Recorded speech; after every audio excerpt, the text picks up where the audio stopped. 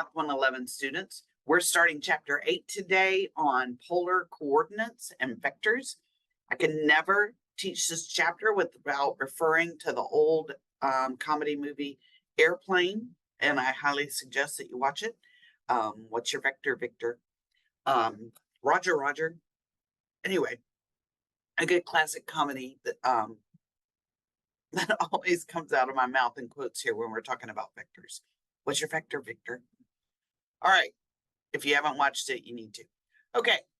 All that to say, we are in polar coordinates, and let me go ahead and share with you my PowerPoint screen. I got a cold. I'm not high on decongestants because you can't get the Sudafed kind anymore because of drug laws. So I'm not even really with it today. So if I say something odd or weird, just chalk it up to cold medicine. All right, we are in vectors and polar coordinates.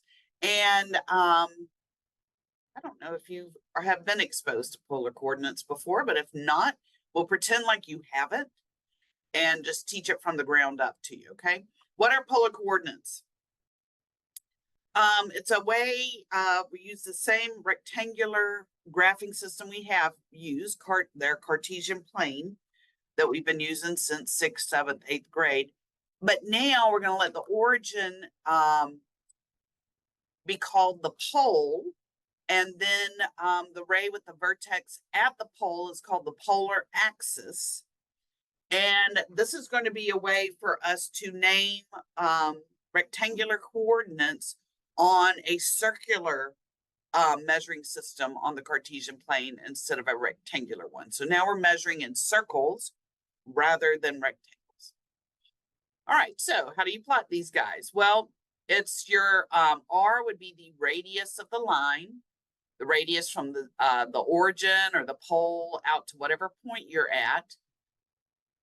And then theta would be the angle that is formed with the polar axis.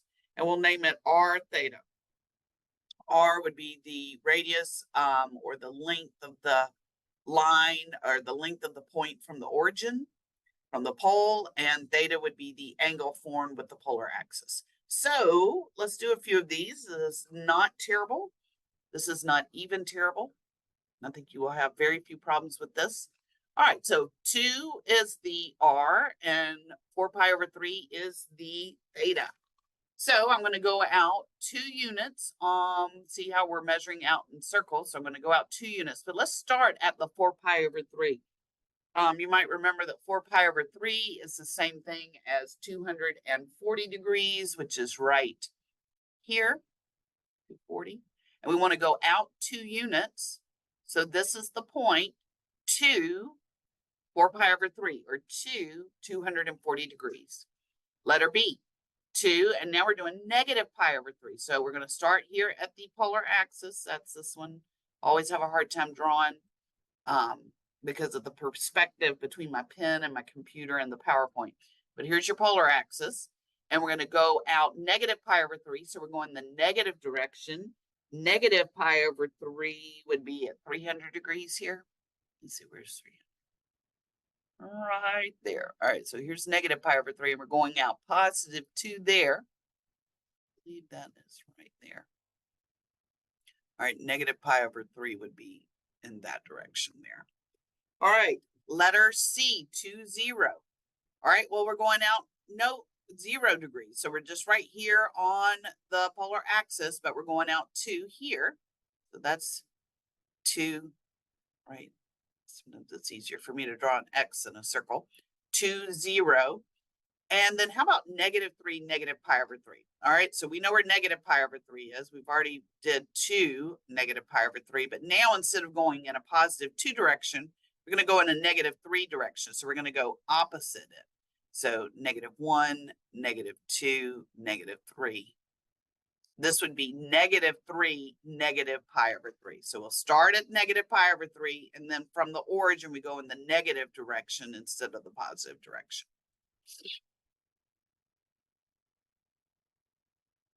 All right. Now, you can plot the same point, but using different coordinates. All right, so let's start with 2 pi over 3. Here's pi over 3 here at 60 degrees. This is the point we're interested in, 2 pi over 3. Okay, pi over 3 is our angle here from 0, from our polar axis, and then up out 2 units. And we want to do the same point, but now we want our r to be greater than 0 and our theta to be between 2 pi and 4 pi. So really, what we're going to do is come all the way around another 2 pi. Okay, so now that would be still 2, but I'll get the same point if I do pi over 3 plus 2 pi. What's pi over 3 plus 2 pi? Pi over 3, let's get a common denominator. That would be 6 pi over 3. That is 7 pi over 3. 7 pi over 3. All right, so still my r is greater than 0, but now my theta is between 2 pi and 4 pi. We went another way around. All right, now I want my r to be negative and my theta to be between 0 and 2 pi. So I'm still trying to get to this point. So I want to be over then at this angle here. Instead of pi over 3, I think I want to be over here at, let's clear all this off. All right, so this is the point we're trying to get to. But now I got to be at the opposite side because I'm going to go in the negative direction because, see, I want an r that's negative. So let's go all the way over here to pi over 3, 2 pi over 3, 3 pi over 3, 4 pi over 3, which is here at 240. So I want to go all the way around here to 240. And then I'm going to go in the negative 2 direction. Oh, I have mine at 3 in the negative 2 direction. Okay. So negative 2, 4 pi over 3 would give me that exact same point. Same point, different coordinates. Still right here at pi over 3, 2. All right, now I want r greater than 0, but I want a negative theta. So what angle would we have to come through here if we're going in the negative direction? All right, well, that's going to be basically 2 pi, negative 2 pi minus pi over 3, where you're going all the way around in the negative direction. This would be negative, what is that? Negative 5 pi over 3. Because this would be negative 6 pi over 3. So back up 1 pi over 3. Negative 5 pi over 3, but the r will still be positive. Okay. So r is positive 2, but the angle is negative. All right. So a point with polar coordinates r theta, theta is in radians, can also be represented by either the following: r theta plus 2 pi k, or negative r theta plus pi plus 2 pi k, any integer. The polar coordinates of the pole, 0 theta, where 0 can be any angle, where theta can be any angle. All right. Now let's convert from polar coordinates to rectangular coordinates and write these down. I actually, I'm going to stop real quick and show you. I strongly encourage you right now. Let me open up my camera. To start making you a new cheat sheet or an additional cheat sheet for the formulas that we're going to use in this chapter. And the first one is how you convert between rectangular coordinates and polar coordinates. And the big conversion is that your x coordinate equals r cosine theta, and your y coordinate equals r sine theta. Okay, really easy to convert between rectangular coordinates and polar coordinates. All right, so you can pause me and get that written down.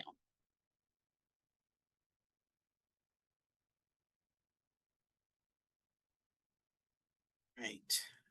So now let's use those to find the rectangular coordinates of the point with the following polar coordinates. So the polar, my r is 2, my theta is pi over 4. So my x value is going to be r2 times the cosine of pi over 4. So 2 cosine pi over 4. The cosine of pi over 4, if you're using your handy dandy cheat sheet, is root 2 over 2. So I've got 2 times root 2 over 2. The 2's cancel out, and I just have root 2. Y is going to be r sine theta. So 2 times the sine of pi over 4.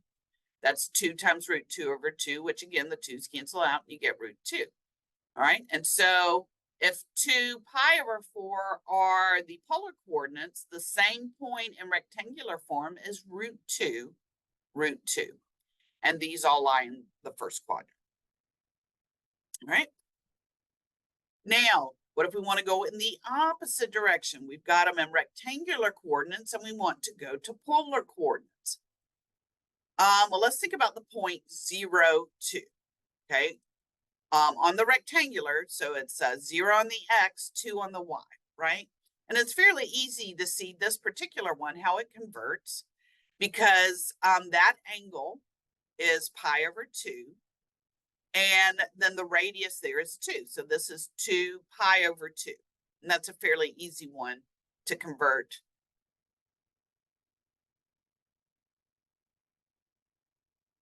You can find other possible ones also if you use the negatives or go around more than once. All right, but how about something like 3, negative 3? Now let's think about this for a moment because we're going to get formulas, but let's understand where these formulas come from, okay? Here is 3, negative 3. All right, and in order to name it with its radius, all right, so here's 3, negative 3. So if I drew a little triangle, this point is down negative 3 on the y and over positive 3 on the x. And you can easily find the r, the radius, because that's just going to be the hypotenuse. Okay, it's going to be a squared plus b squared equals r squared. So r is going to equal the square root of your 3 squared, 9, plus your negative 3 squared, 9. So it's r is going to be the square root of 18, which is going to be, let's see, 9 times 2, 3 root 2. So our radius here is going to be 3 root 2. So that's our r. What is our angle here? Well, if you don't know, you can easily use the tangent, the inverse tangent. So the tangent of theta is going to be the opposite over the adjacent, the negative 3 over the positive 3. So we're looking for the tangent of theta equals negative 1.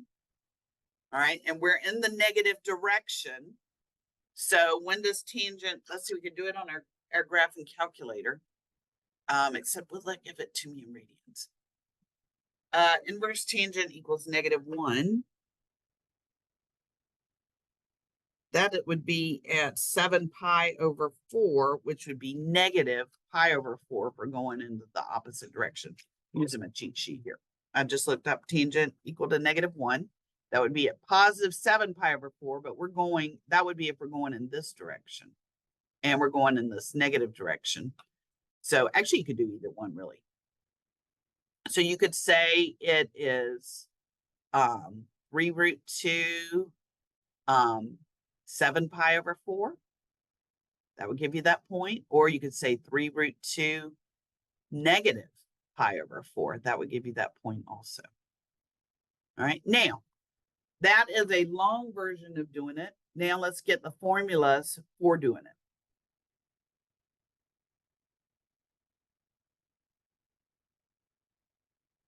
All right, the r, let's see, converting from rectangular coordinates to polar coordinates. If P is a point with rectangular coordinates xy, the polar coordinates r theta are r squared equals x squared plus y squared. Tangent theta equals y over x. All right, so let's put that also. Let me share this with my growing cheat sheet. All right, my growing cheat sheet. So x squared plus y squared will equal the radius squared.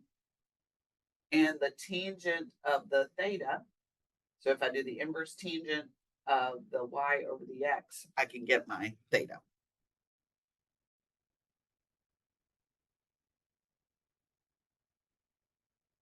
I know I'm going fast, but you guys know how to stop and rewind me. All right, so here are your steps there, which we've kind of been working for. All right, and now we can also rewrite entire equations between polar and rectangular forms. So let's say we have r equals 4 cosine theta. And we want to rewrite that in rectangular coordinates. All right, well, remember, let's see, what could we do? We could multiply both sides by r.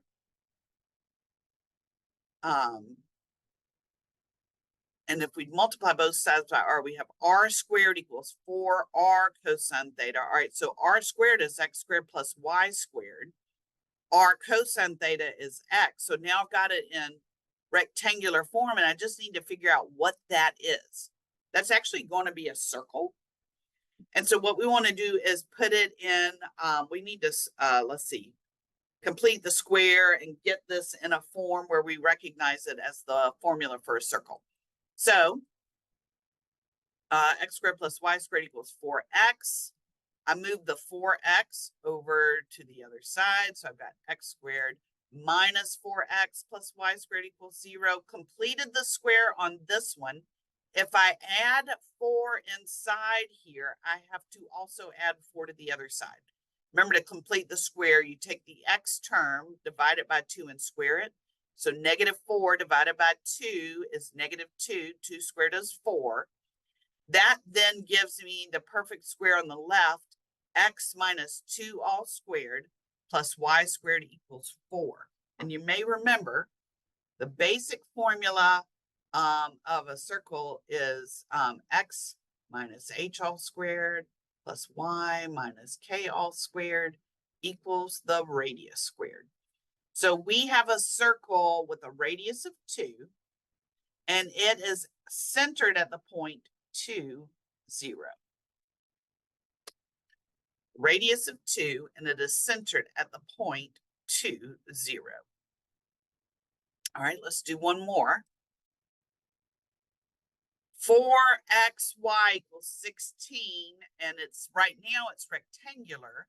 So let's do it as polar. You could say this is x times y equals 4. Let's see if they do that. No, they left it there. See, so then they've got x is r cosine theta, y is r sine theta. Multiply those out, you get r squared cosine theta sine theta. I think they did it in this form because they wanted to use the fact that 2 cosine theta sine theta can be rewritten sine 2 theta. Maybe that is easier. Or could you say r squared cosine theta sine theta equals 4? Dividing both sides by 4 at this point, I think either one of those would work. Alrighty, so that's our initial World 1 tour through the world of polar coordinates. Our keyword for today is porpoise. Porpoise, which is like a dolphin, but it has a flatter nose. And then you've got your little first set of cheat sheets. Put them on one of your cheat sheets. And these we're going to kind of make a growing list of formulas to help us through polar coordinates in Chapter 8. All right, I hope you have a great day, and we'll see you later. Bye.